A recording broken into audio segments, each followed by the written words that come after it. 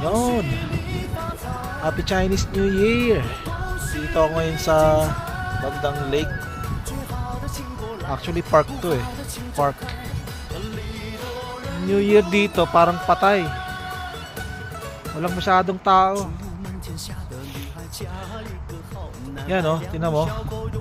Main road yan, main road. Main road yan.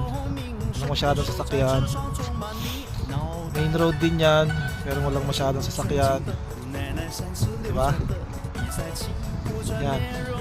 Ganyan ang New Year sa China. Kasi kadalasan yata ay nag-uwi sa ibang mga probinsya. Pero sobrang lamig. Kaya masaya. Ayan, may isang sasakyan na parating. Yan na yun. Ito yung pangalan ng park ko. Kayo na lang umintindi. Hindi ko mabasa eh. Ciao!